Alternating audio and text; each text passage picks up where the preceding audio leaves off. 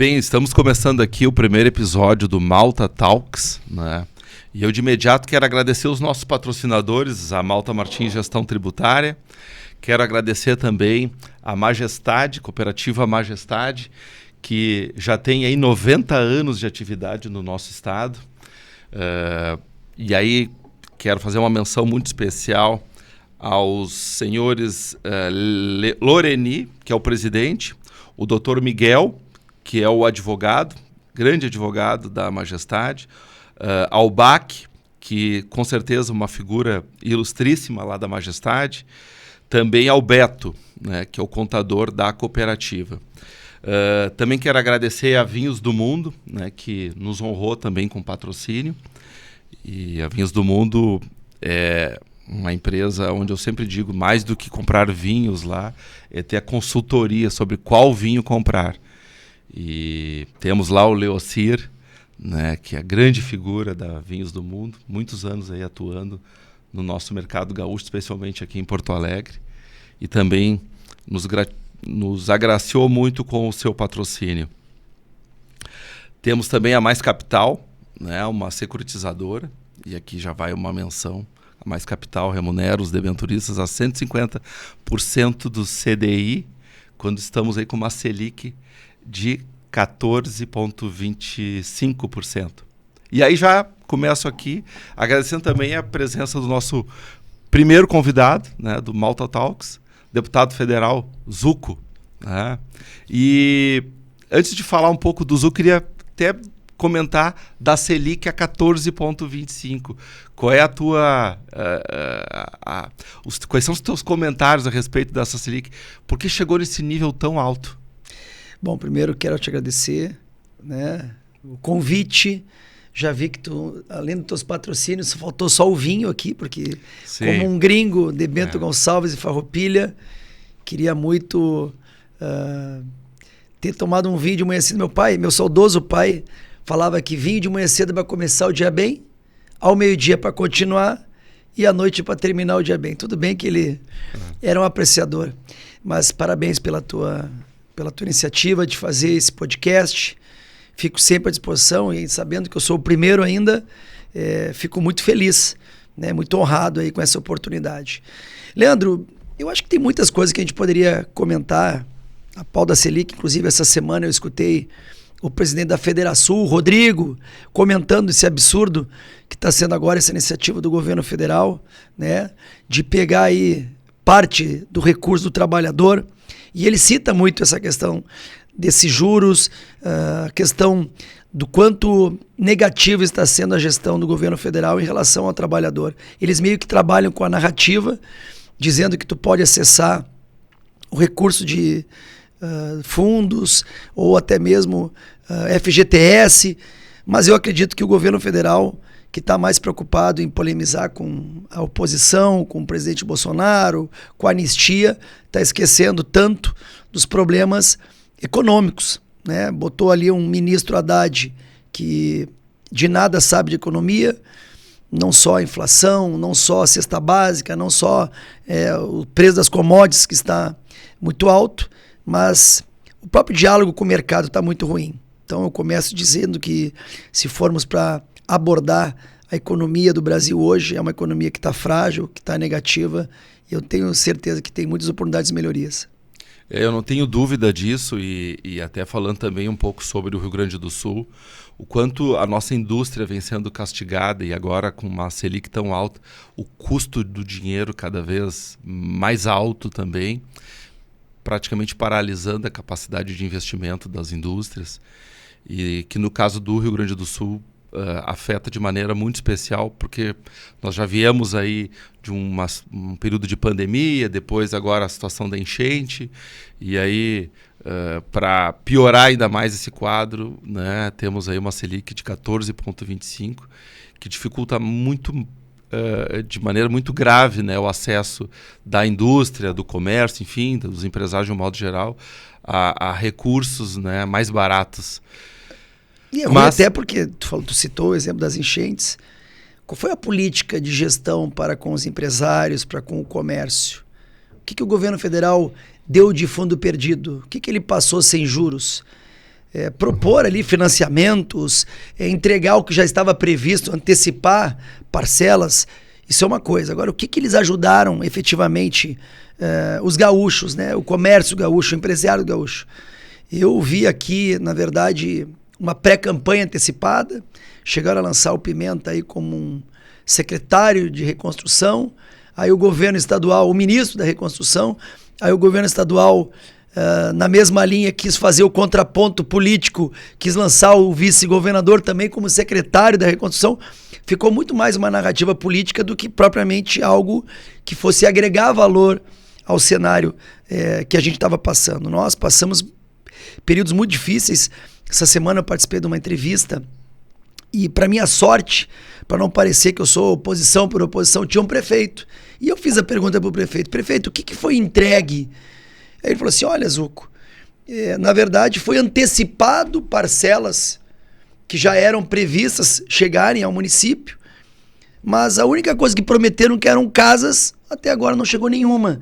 Então, quando a gente fala do governo federal, fala deste governo especificamente, Leandro, que a figura principal é o ministro das comunicações, ou melhor, é um marqueteiro sidônio, só aí tu já vê os valores, as prioridades que o governo dá. No governo Bolsonaro, os principais ministros estavam na linha do Paulo Guedes, que é uma referência na economia, Tarcísio Gomes de Freitas, uma referência na infraestrutura. Então, cada um tem a prioridade que quer. E o governo federal, a prioridade atual do governo Lula é o marketing, né? Nós temos um amigo comum, que é o Zeca Honorato, que poderia dar uma aula, poderia ser ministro de Estado. Então é o que eu falo. Tu botar um marqueteiro, ele vai saber maquiar, ele vai saber conduzir o processo. Eu tenho como escola o Bolsonaro, por quê? Porque o Bolsonaro é humilde o suficiente para saber que ele não detém o conhecimento, mas ele traz os especialistas, ele traz ali o Posto Ipiranga, que era o Paulo Guedes, traz o Tarcísio, que era um cara específico da infraestrutura, de grande qualificação, meu amigo de mais de 30 anos. Enquanto isso, Lula trouxe um marqueteiro para tentar esconder todas as polêmicas dos ministérios, tudo que está acontecendo, das denúncias. Eu mesmo, durante o nosso bate-papo, vou te trazer algumas denúncias que nós estamos fazendo como oposição, como líder da oposição, mas eu acho que tu, que tem mais conteúdo, que acompanha mais a economia, tu há de convir comigo que este governo está realmente desprestigiando não só o agronegócio, no qual somos vocacionados, não só no Rio Grande do Sul, mas no Brasil, né? Dizem que somos o celeiro do mundo, mas como também a indústria, como também o mercado, como também a própria diplomacia que influencia aqui dentro. É uma palavra do Lula que a bolsa sobe, que as relações comerciais estremecem. Então é um apanhado, Leandro, de situações que realmente demonstram que eles não têm um projeto de nação, mas que têm um projeto, sim, de poder. E como é que tu vê essa relação do nosso governo aqui do Estado com a liderança nacional? Tu entende que ela vem acontecendo de maneira saudável? Existe uma oposição no Estado em relação ao governo federal? Existe um alinhamento? Existe uma cooperação? Como é que tu analisa essa relação entre o nosso governo e o governo federal? Olha, eu gostaria que o governador Eduardo Leite, na sua gestão com o Gabriel, eles tivessem um posicionamento um pouco mais firme. O próprio Pacto Federativo demonstra que nós passamos mais de 50 bilhões e recebemos menos de 15. Existem números mais simples, que a cada R$100 que o Rio Grande do Sul dá para o governo federal, nós não recebemos R$20 de volta. Nesta relação de troca, nós poderíamos ser mais respeitados.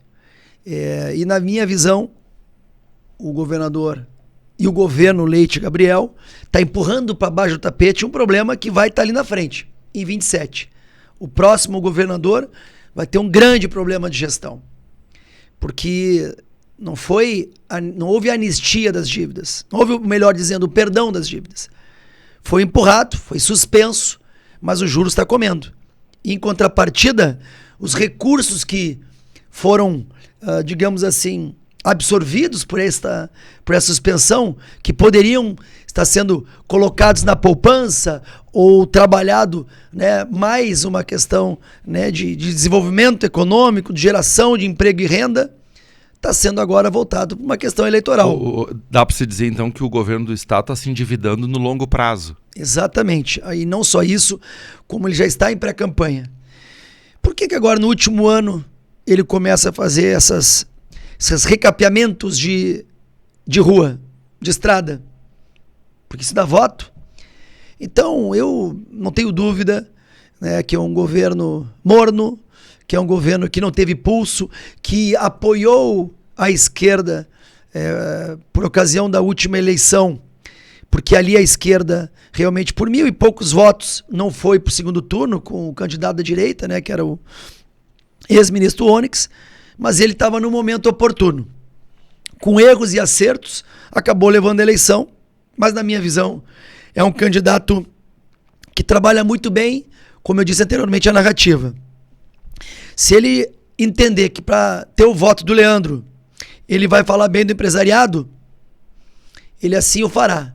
Se ele entender que o voto do Pedro é falar sobre a população, os mais carentes, assim ele o fará. Ele dança conforme a música, é aquela política, como eu disse anteriormente, de conveniência, não tem um posicionamento fechado. Eu acho que nós precisamos ter nesse momento, com o Rio Grande do Sul, prioridades. Quais são as prioridades do Estado? Nós estamos ainda com problema de irrigação de décadas.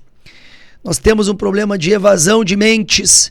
Quantas pessoas qualificadas, Leandro, estão indo embora para Santa Catarina, para o Paraná, para o Rio de Janeiro, para São Paulo? Nós temos um problema sério de logística. Como investir no Rio Grande do Sul? Como trazer uma empresa de grande porte para cá? Não, e aqui um ponto até, o que eu ouço advogando nessa área há muitos anos, o empresário do Rio Grande do Sul, principalmente a indústria, tem que adquirir a matéria-prima de fora do estado, e aí ele tem todo o custo de transporte para trazer essa matéria-prima para a sua unidade fabril. Aí ele pratica o processo de industrialização e depois ele tem que levar de volta essa mercadoria para o resto do país. Via de regra, são centros logísticos em São Paulo, Espírito Santo, Minas, enfim, né? Isso é um custo que poucos estados têm da nação, né? O Rio Grande do Sul está na ponta, está lá na extremidade, né? E a gente se baseia no modal rodoviário, que é um problema no estado, né? E praticamente por uma estrada só. Nós não temos uma, duas estradas no máximo para fazer subir de volta, exatamente, né, esses produtos aí que são industrializados aqui. Tu vê que um porto que agora a gente tentou trabalhar, o senador Reise, eu acabei ajudando, que era um estudo técnico para ter um porto ali próximo a Torres, né? Até agora não saiu. E trem, como é que estamos de trem, projetos com trem? Olha, na década de 30, 40, a malha ferroviária era melhor que a que tem hoje. Por isso que o São Paulo está dando certo com o Tarcísio, que é um cara visionário, é um cara estrategista, trabalha muito a iniciativa privada, traz muito, né, os empresários para investir. Quem quer investir no Estado? Se eu não me engano, recentemente aí, o governo Leite espantou o Mercado Livre, que seria instalado aqui no Rio Grande do Sul. E não só isso, nós estamos tendo dificuldade. Eu estava conversando com um amigo que todos conhecem, que é o Luciano Davan, né, Luciano Hang. Ele falou que o estado mais difícil de se investir é o Rio Grande do Sul. Gente, nós batíamos no peito. Nós tínhamos orgulho de falar, né, do desenvolvimento, e mesmo assim ainda somos a quarta ou quinta economia em relação ao PIB nacional. Ou seja, nós temos força, mas nós estamos perdendo cada vez mais capacidade de competição de mercado. Santa Catarina, se tu falar há 15 anos atrás, há 20 anos atrás, existia a brincadeira, o bairrismo do gaúcho para com o Catarina. Olha para o lado agora. Nós temos que aplaudir Santa Catarina, temos que aplaudir Paraná. O Rio Grande do Sul está sendo deixado de lado. E são gestões públicas, são desprestígio ao empresariado. Eu não tenho dúvida, Leandro, que tem muita coisa para fazer. Talvez não seja resolvido num governo, mas a gente precisa ter um choque de realidade aqui no estado que não temos há muito tempo. E aí, falando sobre esse choque de realidade, eu começo a pensar no deputado federal Zuco como pré-candidato ao governo do estado, né? Mas talvez pouco se tenha perguntado até aqui quem é, né, o deputado federal Zuco, o ser humano. Como é que começou a história, lá desde a infância? Quem era esse menino Zuco, Luciano Zuco? Depois, na adolescência, a relação com os pais, como é que foi? E como é que entra na política, né? Como um militar, enfim, de alta estatura, o que faz decidir pelo ingresso na política? Que mosquitinho foi esse que te picou? Bom, primeiro eu queria falar que ninguém é candidato de si mesmo, né? Eu fico muito feliz de ser lembrado quando sai pesquisas, parado nas ruas, falando, né, dessa possibilidade. Realmente tenho orgulho, né, de ser gaúcho, orgulho do meu estado, amo, né, o solo gaúcho, mas essa questão de construção, a candidatura, isso vai depender de uma composição de fatores, dentre elas a reunião de um grupo que queira realmente transformar, né? A gente está fazendo reuniões. Mas o teu nome está à disposição? Meu nome está à disposição. Como eu disse, né, seria um orgulho para qualquer político ter a possibilidade de ajudar na gestão do seu estado. Eu não tenho dúvida que o Rio Grande do Sul tem condições de voltar a crescer. Não tenho dúvida que o Rio Grande do Sul tem condições de melhorar, né, e ter prioridades necessárias. Infelizmente, os governos recentes, em sua ampla maioria, trabalham projetos partidários, projetos pessoais, e a gente precisa realmente, como eu disse anteriormente para ti, de um choque de realidade, trazer pessoas técnicas, trazer referências nas áreas, porque só assim a gente vai conseguir ter um resultado. Mas eu sou pai de 3 filhos, da Valentina, recém-aprovada na Faculdade de Direito, do Teodoro, 15 anos, em plena puberdade, que está aí ganhando o mundo, achando que ele vai ver esse podcast, depois ele vai me sacanear, acha que joga bola, mas não joga nada. Da Antônia, 7 anos de idade, que é uma fera, uma querida, vaidosa, já quer se pintar. Eu tenho muito orgulho, assim, como eu disse, assim, dos amigos que eu construí, da carreira que eu construí. E tu te enxerga neles, hoje acompanhando o comportamento deles, tu lembra do Zuco quando criança? Ah, cara, eu fazia exatamente o que eles estão fazendo. Eu tenho pena deles que eles não são, eles não estão no tempo ou na infância que eu vivi. Uhum. Eu sou de uma família humilde, minha mãe... Tu é da onde, Zuco? Eu nasci no Alegrete, mas a minha família é gringa, ali da Serra Gaúcha. Lorenzini é Bento Gonçalves, Zuco é Farroupilha, Caxias, né? Meu saudoso pai era de Farroupilha, minha família da minha mãe é de Bento. Convivi ali na Serra Gaúcha. Meu pai na época era sargento, servia no Alegrete. Eu vinha nascer, mas por coincidência hoje a família da minha esposa é do Alegrete. Então eu conheço alguma coisa do estado. Mas eu tenho, lembrando deles, eu tenho pena porque eu sou da época de jogar bola no meio da rua, botar um chinelo de um lado, um chinelo do outro, correr descalço, né? De estar mais tempo fora de casa do que dentro. Não existia isso aqui, que é um problema hoje em dia para a infância. As pessoas ficam viciadas, é dopamina pura, ficar mexendo, passando. Na minha época era diferente, era jogar bola, era soltar uma pipa, uma pandorga, era jogar uma bolita, era realmente conviver com os amigos, não por mensagem virtual, mas olho no olho.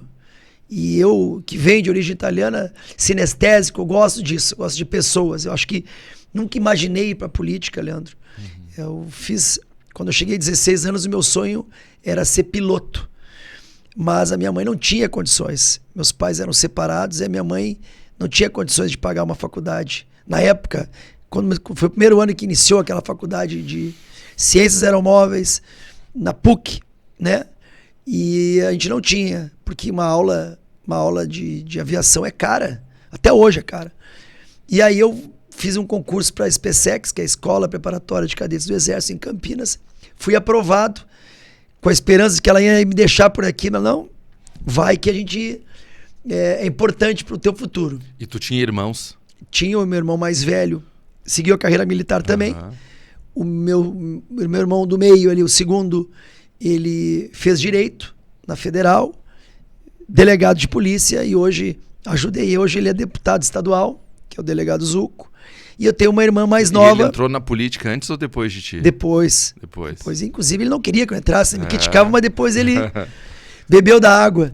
E a minha irmã mais nova, eu tenho uma irmã adotiva que é pequena, mas a irmã, a quarta, ela é escrivã. Então eu brinco, né, que meu irmão é militar, meu outro é delegado, eu sou de origem militar também, a minha irmã é escrivã. A única que é a minha mãe, que faz reiki, que entende essa galera. Mas eu tô muito feliz, assim, com essa possibilidade de ajudar as pessoas, Leandro. Eu não imaginava que eu ia para a vida pública.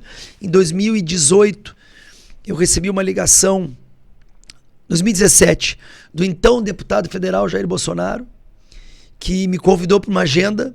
Cheguei na frente dele, ele, olha, me falaram que tu, né, eu era tenente-coronel, tu ministra palestra na área de segurança, tu ajuda, né, nos colégios sobre essa parte da segurança virtual, falava muito sobre redes sociais, por que tu não concorre? Eu falei, pô, deputado, eu nunca fui nem síndico de prédio.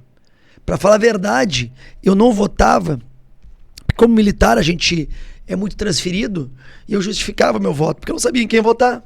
Sim. Não estava na política nem como eleitor. Nem como eleitor. Sim.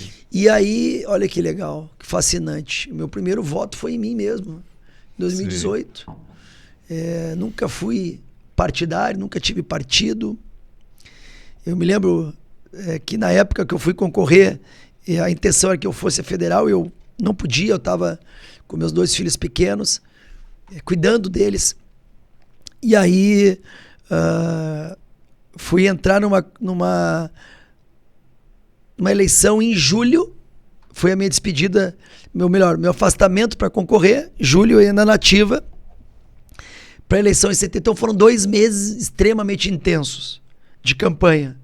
E para minha alegria, em 2 meses eu consegui passar a mensagem do que eu acreditava, de quem eu era, do que eu pretendia. Fizemos uma votação histórica nos 497 municípios, nunca vou esquecer, fui o mais votado a deputado estadual, com muitas inseguranças. Como eu te disse, né, que nosso amigo em comum lá, o Zeca Honorato, me ajudou. Ele tem um tênis lunático, mas mesmo com o tênis lunático dele, eu entendi que ele era um cara de qualidade. Mas brincadeiras à parte, é um amigo que eu tenho em comum contigo e que me ajudou muito nessa caminhada inicial. Depois, eu fiz 4 anos de Assembleia Legislativa, aprovamos lei como a Escola Cívico-Militar, a lei do câncer infantil, toque hipotérmicas por causa das mulheres que têm câncer, IPVA, parcelamento do IPVA, transparência em obra pública. Foram várias leis estaduais que deram uma base. Comecei a entender um pouco e depois eu vim a deputado federal. Também, com muito esforço, fomos o mais votado novamente. E agora é isso. Agora estamos na Câmara Federal, como líder da oposição, fazendo um trabalho a vários braços, né? Vários deputados que nos ajudam, Nicolas, Geyer, são vários senadores também que estão junto num ano importante para a democracia, né? Um ano pré-eleitoral. Nós passamos agora, 2024, as eleições municipais. Na minha visão, foi uma vitória para centro-direita, né? A esquerda enxugou muito, esvaziou muito. Conseguimos mostrar realmente que as narrativas que eles pregam não funcionam. E agora, 26, é um ano importante. A gente tem como ambição termos a maioria no Congresso Nacional para que haja o equilíbrio das forças, já que, na minha visão, hoje o Supremo Tribunal Federal está fazendo um desserviço para a democracia brasileira. Eu sempre digo que, para quem teve pai e mãe presentes na sua infância, na sua adolescência, na sua formação como adulto, né, como homem, como mulher, esses são os principais coaching, né, que se pode ter na vida. Tua mãe, hoje ainda viva, teu pai não mais, tu busca aconselhamentos com ela? Por exemplo, mãe, estou pensando em me lançar deputado federal. O que a senhora acha? Mãe, estou pensando em me lançar, a colocar meu nome à disposição como governador. Ela sabe, imagina como mãe, ouvindo críticas muitas vezes de rivais políticos, provavelmente ela é como mãe de juiz, né? Acaba sofrendo um pouco com isso. Como é que é o apoio dela? Como é que funcionam os aconselhamentos da tua mãe em relação ao Zuco? Eu sempre falo que as pessoas dão o que recebem na vida, né? Meu pai, eu tenho uma memória muito carinhosa, ele era muito duro, muito firme, porque teve uma infância muito difícil. Era uma infância, os meus nonos ali, colonos, muito pobres. Então meu pai me ensinou muito a questão de valorar, né? Tudo aquilo que a gente ganha, tudo aquilo que a gente tem a possibilidade. A minha mãe já é italiana, sinestésica, aquela que fala alto, que é energia, que é... Que idade ela tá? Minha mãe é de 52, está com 70, vai fazer 73 agora. Mas é linda por dentro e por fora. Todo dia de manhã eu falo com ela. Não dá para pegar muito conselho, porque ela é mãe babona, então ela é muito de elogios, né? Sim. Mas é aquela nona, né? Aquela mãezona italiana que abraça, que beija e que torce muito pelos filhos. Eu, Leandro, tenho a convicção, né, de que a gente precisa... Por isso que eu fiz esse comentário sobre o telefone. A gente precisa de mais humanidade, de mais proximidade entre o político e a sociedade. Eu não tenho dúvida que eu me considero um cara privilegiado, porque quando eu saio, quando eu vou nos locais, olha, eu conto em uma mão, às vezes que houve alguma crítica, houve alguma cobrança. Majoritariamente eu recebo carinhos, elogios, porque eu acho que a política é linda. A política que vai ajudar em todas as áreas. Todos nós fazemos política. Ruim é quando aquele que se propôs a ser um representante, ele acaba tendo um projeto mais pessoal do que coletivo. E eu aprendi isso com a minha mãe. Trabalhar em coletividade, trabalhar pelo próximo, servir ao próximo, né? Eu não tenho dúvida assim, que eu só vou permanecer enquanto tiver essa vontade, essa chama, esse desejo, e depois vou voltar a jogar minha bola mesmo devagarinho, que eu sou um craque, viu? Um centroavante goleador, pelo menos. Mas tu não tem um tênis como o do Zeca Honorato? Não, o Zeca Honorato, eu vou dizer um negócio pra ti, se fizer um desfile de modas, o tênis dele... mas tu vai ver só, depois eu vou. Vai colocar depois tu ele coloca, cabeça. Se puder depois editar, tu coloca o desenho do tênis aqui nessa edição, tu vai ver que o pessoal. Eu vou deixar a cargo dele mesmo, colocar essa foto do tênis dele. Não sei se ele ainda tem esse tênis aí.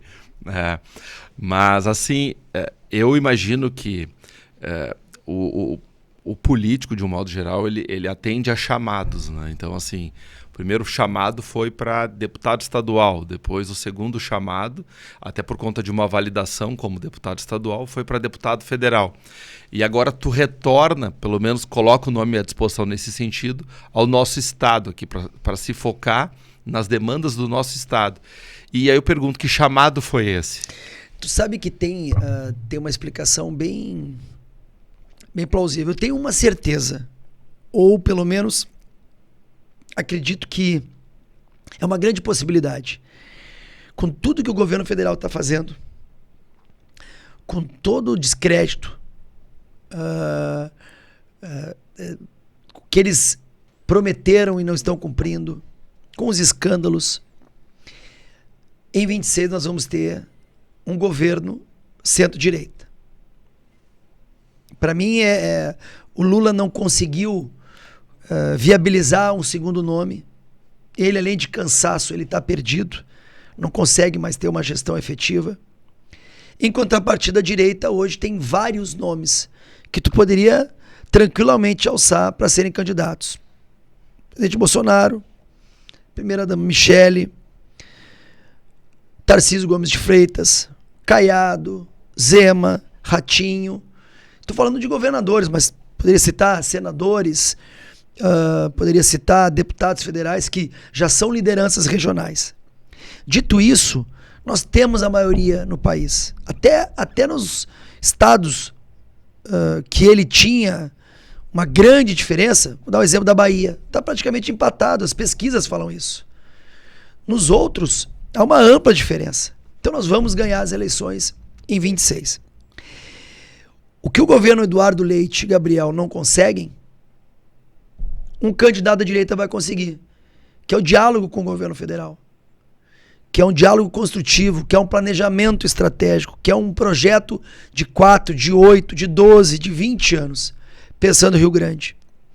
E a minha proximidade com o presidente Bolsonaro, a minha grande proximidade com o Tarcísio Gomes de Freitas, naturalmente fazem com que eu me cobre que passo a ser um nome competitivo. Mas esse nome, como eu disse anteriormente, ele tem que ser baseado na conversa com o empresariado, com o comércio, com as demais siglas partidárias. Nós temos, por exemplo, o Progressista, que é um partido que tem mais prefeituras no estado. É um partido que tem que estar no projeto. Um projeto de Estado. Não um projeto partidário. Projeto de Estado, de realmente reconstruir, da gente estar na capa do jornal, não de gasto em publicidade, 171 milhões, ou prioridade em comprar avião, ou tentar tirar assinaturas de CPI, de pedágio, de Equatorial. Nós precisamos ter um Paulo Guedes na economia aqui, ter um Tarcísio na infraestrutura. Precisamos ter técnicos na gestão. Precisamos mostrar que o Rio Grande do Sul, historicamente, é o estado que a vocação do agro tem que ser valorizada. Tu não tens ideia do que sofre hoje o produtor rural no estado. Não só por pautas nacionais como estaduais. Então, eu acredito que sou um nome, dentre outros que vão surgir, e aquele projeto de grupo, se assim julgarem que o meu nome é importante, estarei pronto. Agora, fico à disposição desse projeto também para apoiar um segundo nome. Não tem vaidade nesse processo. Nós precisamos, sim, ajudar o Rio Grande do Sul. E tu tem viajado muito pelo estado. Antes de nós começarmos a gravação, tu havia falado que tem percorrido aí vários municípios. E o que tu tem visto, Zuco, no nosso estado? Assim, que falta prioridade. Quais são as prioridades do governo estadual? Qual é o projeto estratégico do Rio Grande do Sul? Vou dar só um exemplo. Há quantos anos nós já sabemos que o Rio Grande do Sul tem problema de enchente ou de estiagem? Há décadas. E o que é feito de forma estratégica? E não vem com esse papo de que o clima é difícil. Gente, tu vai para Israel, o solo é infinitamente pior que o nosso, mas eles têm uma irrigação de qualidade, uma produção agrícola de ponta, sem contar os países do Oriente Médio, que aí não seria nem como comparar. Mas qual é o projeto que a gente tem nessa linha? Então, nem sempre aquele que vai ser eleito vai conseguir entregar no seu tempo, mas alguém tem que começar. É que não dá voto, Leandro. Tu falar em projetos que vão dar resultado depois do governo ou no finalzinho do governo. Dar voto é no final do ano o cara começar a capear, né? Fazer estrada, visitar escolas, alguns hospitais.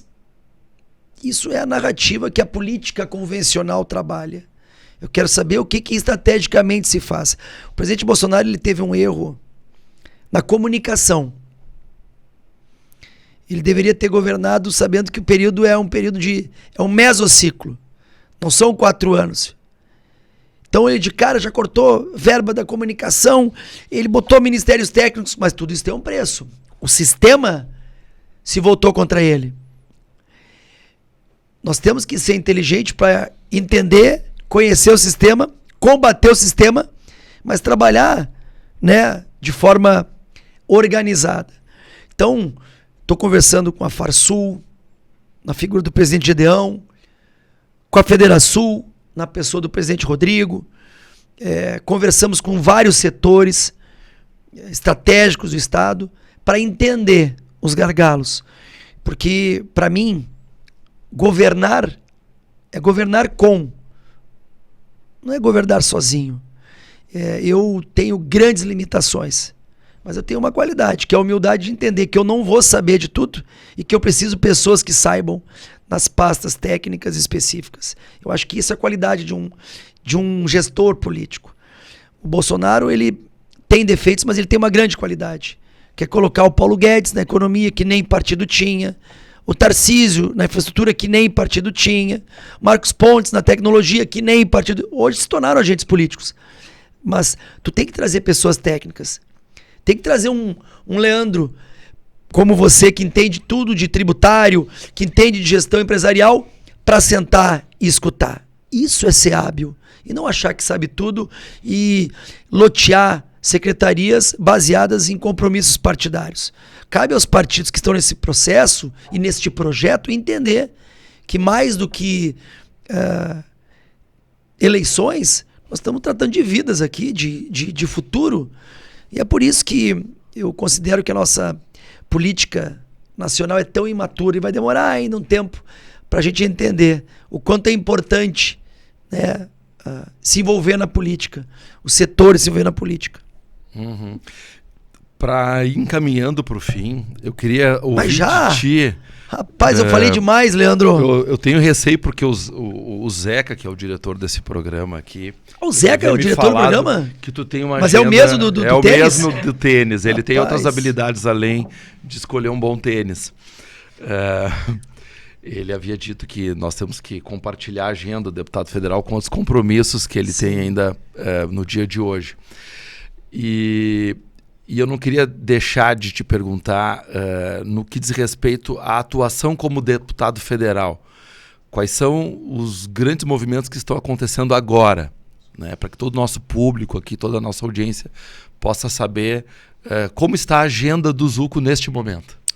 Bom, Leandro, a gente está na oposição, lá temos pautas importantíssimas a serem tratadas e hoje uma das principais é o uso correto do dinheiro público. Nós estamos denunciando verdadeiros absurdos no tocante à gestão do dinheiro em projetos como o COP30, onde eles estão contratando uma empresa internacional sem licitação. Eu poderia falar uma live ou um podcast só sobre isso. Tem a pauta da anistia, que para nós é uma pauta muito importante, que a gente já está conseguindo avançar. Tem a questão da reforma tributária, que precisa ser melhor trabalhada. A gente procurou, né, aqueles que são realmente afetados, que é o empresariado, que é o comércio, e há uma grande rejeição a essa proposta que foi apresentada. Enfim, a gente precisa virar a página. O Brasil precisa andar. A gente precisa entender também o papel da diplomacia nacional. Não pode colocar uma primeira-dama a fazer o que ela está fazendo, de falar o que ela quer, de ofender quem ela quer, principalmente com parceiros comerciais históricos, que é o caso da Argentina, dos Estados Unidos. Enfim, é um projeto que em 26 a gente vai consolidar. Termos a maioria no Congresso, seja na Câmara Federal ou no Senado, governadores conservadores, liberais na economia, e por que não dizer um presidente que realmente tenha um projeto de nação e não um projeto de poder. Hoje o PT e a esquerda, eles deixam claro essa intenção. Tu não pode ter estados que tenha mais Bolsa Família do que carteira de trabalho. Não pode. Tu tem que ensinar a pescar e não entregar um lambari para eles comerem. Isso tudo é uma visão macro de política. Tu tem que fazer com que as pessoas possam crescer e não manter onde elas estão. Tu tem que valorizar o agronegócio, o pequeno, médio e grande produtor. Não o movimento social, MST, invasor, criminoso.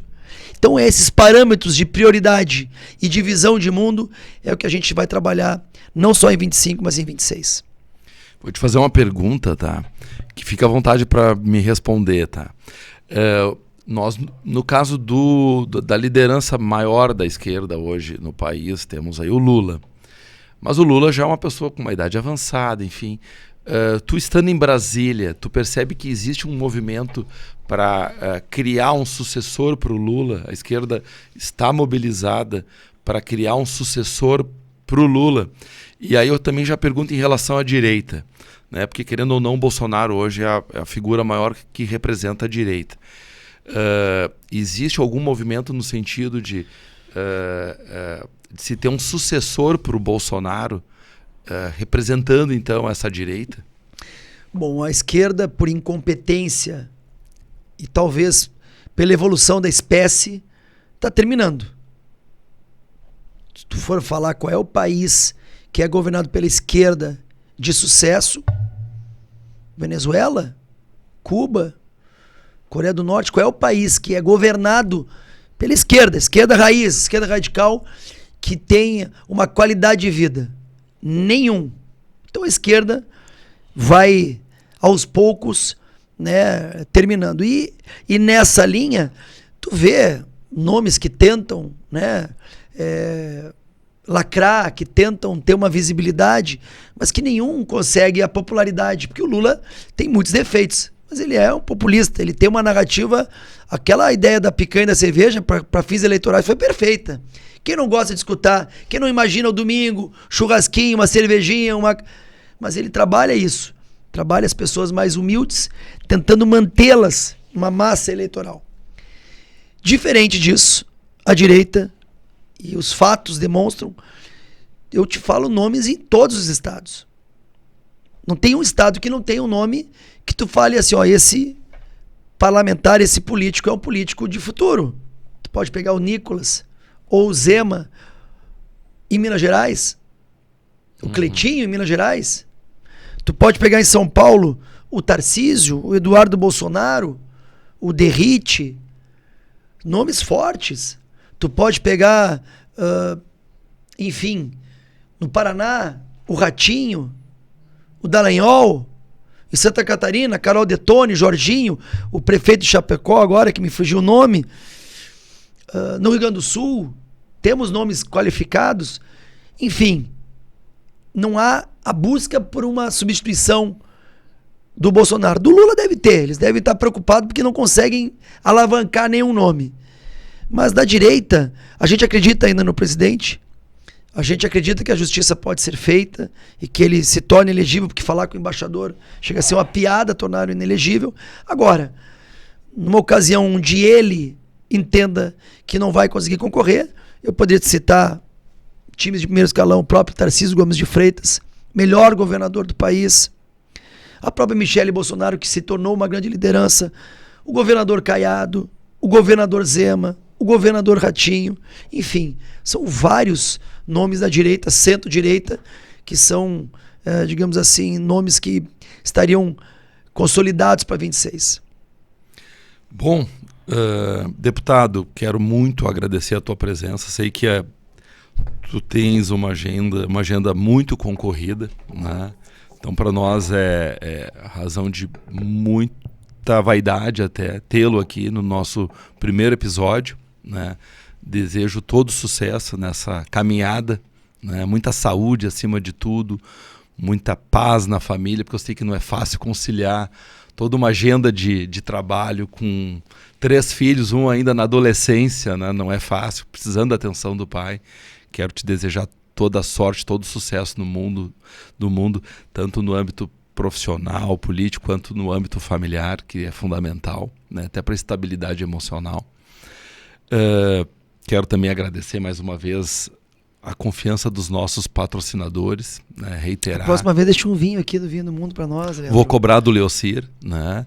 E agora, com o apoio do nosso deputado federal Zuco, que tenhamos vinho aqui na nossa mesa do podcast, vinho da Vinhos do Mundo, que tem estacionamento próprio, inclusive oferece essa comodidade para quem lá for adquirir vinhos. Temos aí o patrocínio também da cooperativa Majestade, 90 anos de existência, um orgulho para o nosso estado. Isso é a prova de que a nossa gente faz diferença, somos resilientes, porque sustentar um negócio por 90 anos, né, uma cooperativa com tantos produtores vinculados, com produtos de qualidade, enfim, matéria-prima excepcional, né? Então, chegar aos 90 anos, com certeza, tem muito mérito nisso e a gente tem eles aqui no nosso programa. Mais uma vez, a Malta Martins Gestão Tributária está conosco, né? a Mais Capital Securitizadora. Então, muito obrigado pela presença. Esperamos tê-lo aí muito em breve. Eu que agradeço, Leandro. Obrigado pela deferência de ser o nosso primeiro podcast. Conte comigo sempre. Parabéns pelo teu trabalho, parabéns pelo podcast. É muito importante a gente debater. Tu está fazendo um trabalho público extremamente necessário, que é conversar com o empresariado, né? É uma área que o Rio Grande do Sul precisa, né, realmente conhecer mais. E mais esse podcast, eu desejo aí muito sucesso, muita luz, muita paz. E com certeza tu vai arrebentar aí, porque o podcast é um meio de comunicação hoje muito visto, muito lembrado e necessário. Maravilha, muito obrigado. Tamo junto.